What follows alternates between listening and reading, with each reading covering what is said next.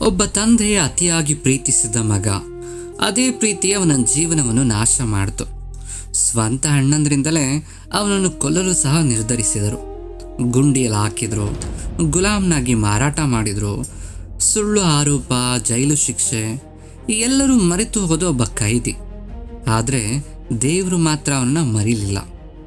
ಗುಂಡಿಯಿಂದ ಜೈಲಿನವರೆಗೂ, ಜೈಲಿನಿಂದ ಅರಮನೆಯವರೆಗೂ ಇದು ಕೇವಲ ಒಬ್ಬ ಮನುಷ್ಯನ ಕಥೆಯಲ್ಲ, ಇದು ದೇವರ ಯೋಜನೆ ಹೇಗೆ ನೆರವೇರುತ್ತೆ ಎಂದು ಹೇಳುವ ಮಹಾಕಾವ್ಯ.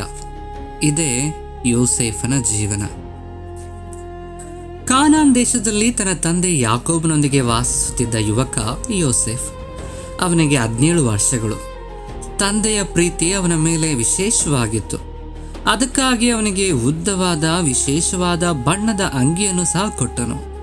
ಅದು ಪ್ರೀತಿಯ ಗುರುತಾಗಿತ್ತು. ಆದರೆ ಅಣ್ಣಂದಿರ ಹೃದಯದಲ್ಲಿ ಅಸೂಯೇನಿದು ಹುಟ್ಟಿಸ್ತು. ಒಂದು ದಿನ ಯೋಸೇಫ ಒಂದು ಕನಸನ್ನು ಕಾಣ್ತಾನೆ. ಹೊಲದಲ್ಲಿ ಅಣ್ಣಂದಿರೊಂದಿಗೆ ಸೇರಿ ತೆನೆಗಳ ಕಟ್ಟುಗಳನ್ನು ಕಟ್ಟುವಾಗ ಇವನ ಕಟ್ಟು ನೆಟ್ಟಗೆ ನಿಂತಿತ್ತು. ಅಣ್ಣಂದಿರ ಕಟ್ಟುಗಳು ಸುತ್ತಲೂ ನಿಂತು ಇವನ ಕಟ್ಟಿಗೆ ಬಾಗಿ ನಮಸ್ಕರಿಸಿದವು. ಅವನು ಆ ಕನಸನ್ನು ವಿವರಿಸಿದಾಗ ಅಣ್ಣಂದಿರು ಕೋಪದಿಂದ, ನೀನು ನಮ್ಮ ಮೇಲೆ ರಾಜ್ಯವಾಳುತ್ತೀಯಾ, ನಮ್ಮ ಮೇಲೆ ಅಧಿಕಾರ ಚಲಾಯಿಸ್ತೀಯಾ ಎಂದು ಗೇಲಿ ಮಾಡಿದರು. ಆದರೆ ಯೋಸೇಫ ಮತ್ತೆ ಇನ್ನೊಂದು ಕನಸು ಕಂಡನು. ಸೂರ್ಯ, ಚಂದ್ರ ಮತ್ತು 11 ನಕ್ಷತ್ರಗಳು ಅವನಿಗೆ ಬಾಗಿ ನಮಸ್ಕರಿಸುತ್ತಿದ್ದವು. ಇದನ್ನು ಕೇಳಿ ತಂದೆಯು ಅವನನ್ನು ಗದರಿಸಿದನು. ಆದರೂ ಈ ಮಾತುಗಳನ್ನು ತನ್ನ ಮನಸ್ಸಿನಲ್ಲಿ ಇಟ್ಟುಕೊಂಡನು. ಅಣ್ಣಂದಿರು ಮಾತ್ರ ಅಸೂಯೆಯಿಂದ ಉರಿತಾ ಇದ್ರು. ಕನಸುಗಳು ಚಿಕ್ಕದಾಗಿ ಕಾಣಿಸಬಹುದು, ಆದರೆ ದೇವರು ಕೊಟ್ಟ ಕನಸುಗಳು ಕಾಲವನ್ನು, ಪರಿಸ್ಥಿತಿಗಳನ್ನು ಮತ್ತು ಮನುಷ್ಯರ ಹೃದಯಗಳನ್ನು ಬದಲಿಸಬಲ್ಲವು. ಶೇಕೆಮ್ ಪ್ರಾಂತ್ಯಕ್ಕೆ ಯೋಸೇಫನ ಸಹೋದರರು ಹಿಂಡುಗಳನ್ನು ಮೇಯಿಸಲು ಹೋಗಿದ್ದರು. ಯಾಕೋಬನು ಯೋಸೇಫನನ್ನು ಕಳುಹಿಸುತ್ತಾ, ನಿನ್ನ ಸಹೋದರರ ಕ್ಷೇಮ ಸಮಾಚಾರ ನೋಡಿ ಬಾ ಎಂದನು. ದೂರದಿಂದಲೇ ಅವನ ಬಣ್ಣದ ಅಂಗಿ ಕಾಣಿಸಿತು. ಅವನು ಹತ್ತಿರ ಬರುವ ಮುನ್ನವೇ ಅಣ್ಣಂದಿರ ಹೃದಯದಲ್ಲಿ ಸಂಚು ಹುಟ್ಟಿತು.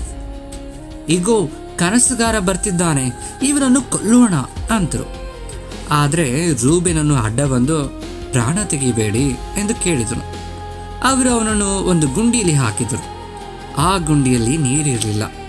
ಅವನು ಕಿರ್ಚಾಡುತ್ತಿದ್ದರೂ ಅವರು ಕುಳಿತು ಆಹಾರ ಸೇವಿಸಿದರು.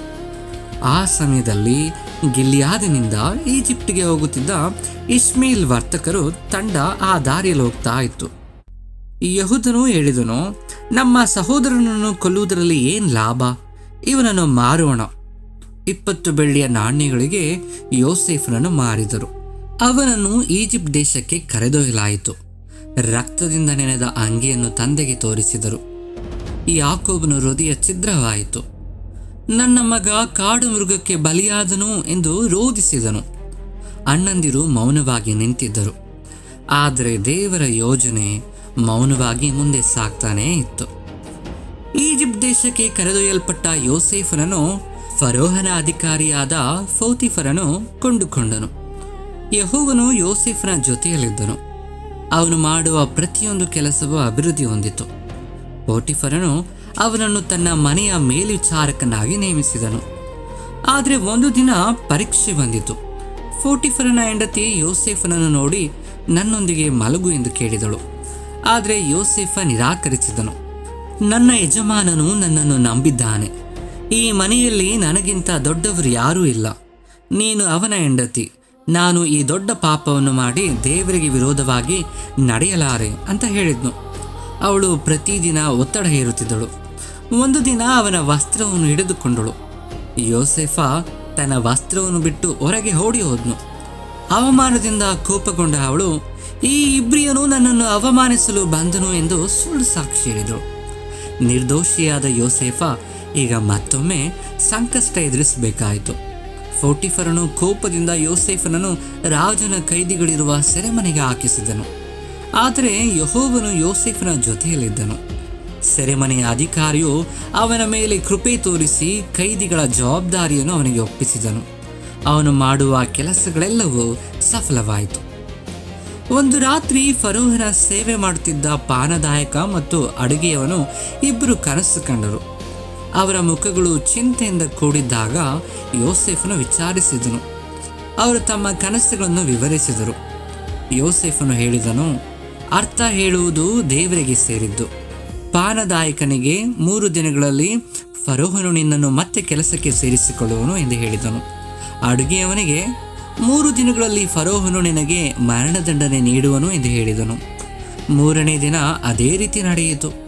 ಬಿಡುಗಡೆಯಾದ ಪಾನದಾಯಕನಿಗೆ ಯೋಸೇಫನು ನನ್ನನ್ನು ನೆನಪಿಸಿಕೋ ಎಂದು ಬೇಡಿಕೊಂಡನು. ಆದರೆ ಅವನು ಯೋಸೇಫನನ್ನು ಮರೆತು ಹೋದನು. ಸೆರೆಮನೆಯ ಗೋಡೆಗಳ ಮಧ್ಯೆ ಮನುಷ್ಯರು ಮರೆತ ಮನುಷ್ಯನನ್ನು ದೇವರು ಮಾತ್ರ ಮರೀಲಿಲ್ಲ. 2 ವರ್ಷಗಳು ಕಳೆದ ನಂತರ ಫರೋಹನು ಒಂದು ಕನಸನ್ನು ಕಾಣ್ತಾನೆ. ನೈಲ್ ನದಿಯ ತೀರದಲ್ಲಿ 7 ಸುಂದರವಾದ ಪುಷ್ಟಿಯಾದ ಹಸುಗಳು ಮೇಯುತ್ತಿದ್ದವು. ಅವುಗಳ ಹಿಂದೆ 7 ಸೊರಗಿದ ಹಸುಗಳು ಬಂದು ಆ ಸುಂದರ ಹಸುಗಳನ್ನು ನುಂಗಿ ಹಾಕಿದವು. ಫರೋಹನಿಗೆ ಎಚ್ಚರವಾಯಿತು. ಮತ್ತೆ ನಿದ್ರಿಸಿದಾಗ ಇನ್ನೊಂದು ಕನಸು ಬಿತ್ತು. ಒಂದು ಕಾಂಡದಲ್ಲಿ 7 ತುಂಬಿದ್ದ ಧಾನ್ಯಗಳು ತೆನೆಗಳು ಬಂದವು. ಅವುಗಳ ಹಿಂದೆ 7 ಒಣಗಿದ ತೆನೆಗಳು ಬಂದು ಆ ತುಂಬಿದ ತೆನೆಗಳನ್ನು ನುಂಗು ಹಾಕಿದವು. ಬೆಳಗ್ಗೆ ಫರೋಹನು ಆತಂಕಗೊಂಡು ಎಲ್ಲ ಜ್ಞಾನಿಗಳನ್ನು ಕರೆಸಿದನು. ಆದರೆ ಯಾರೂ ಅರ್ಥ ಹೇಳಲಾಗಲಿಲ್ಲ. ಆಗ ಪಾನದಾಯಕನಿಗೆ ಸೆರೆಮನೆಯಲ್ಲಿದ್ದ ಇಬ್ರಿಯ ಯುವಕ ಯೋಸೇಫನ ನೆನಪಾಯಿತು. ಯೋಸೇಫನನ್ನು ಬೇಗನೆ ಕರೆತಂದರು. ಅವನು ಹೇಳಿದನು, ಇದು ನನ್ನಿಂದಲ್ಲ, ದೇವರೇ ಫರೋಹನಿಗೆ ಉತ್ತರ ನೀಡುವನು. ಯೋಸೇಫನು ವಿವರಿಸಿದನು, 7 ಒಳ್ಳೆಯ ಹಸುಗಳು ಮತ್ತು ತೆನೆಗಳು 7 ಸಮೃದ್ಧಿಯ ವರ್ಷಗಳು.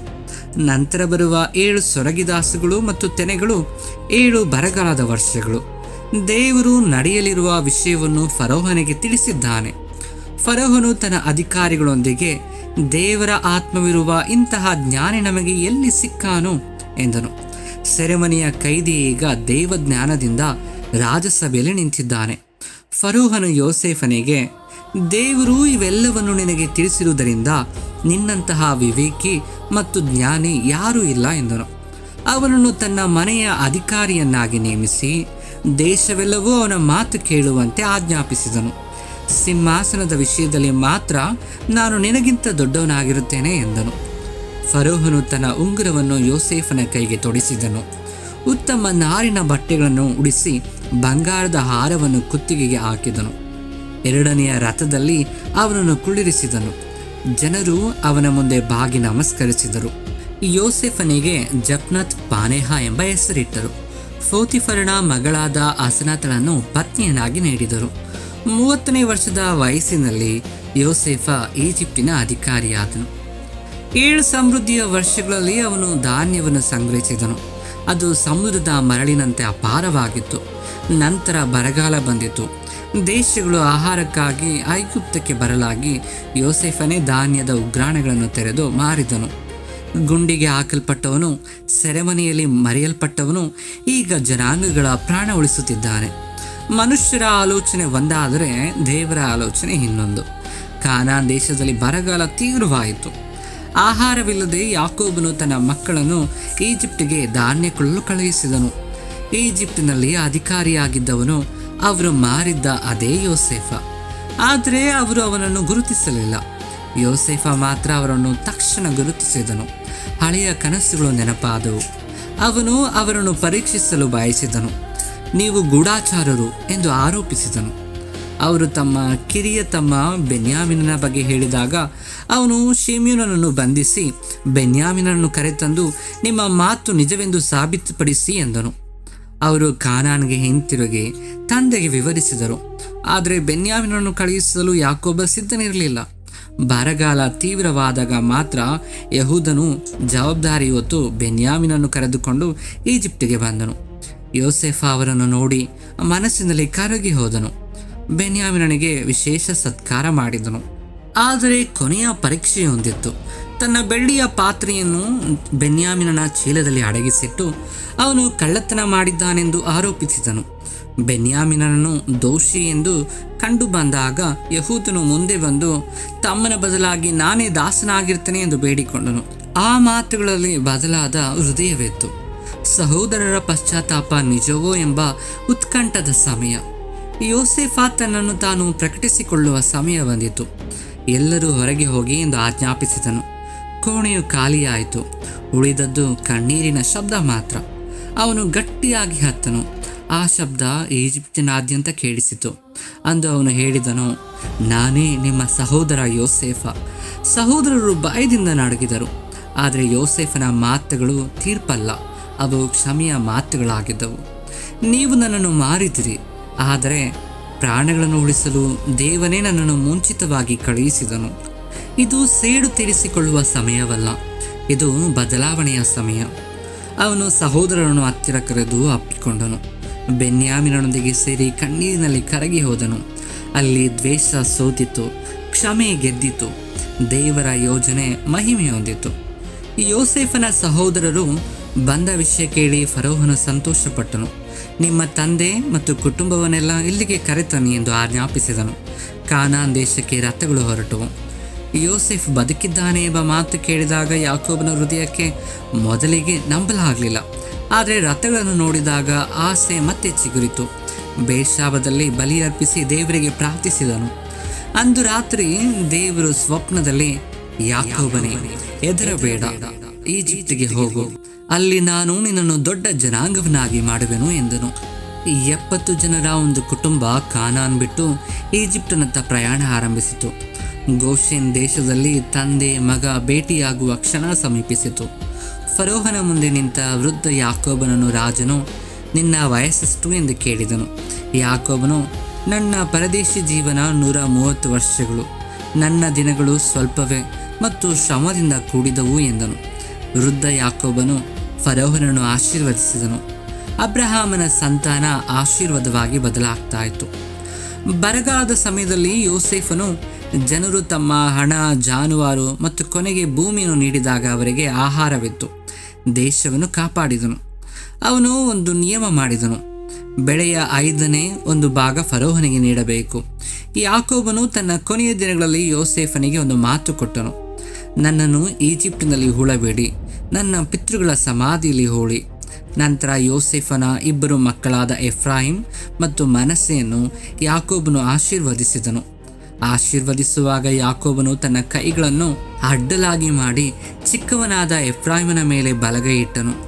ಯೋಸೇಫ ಆಶ್ಚರ್ಯಪಟ್ಟಾಗ, ನನಗೆ ಗೊತ್ತು ಮಗನೇ, ಆದರೆ ಚಿಕ್ಕವನೇ ದೊಡ್ಡ ಜನವಾಗುವನು ಎಂದನು.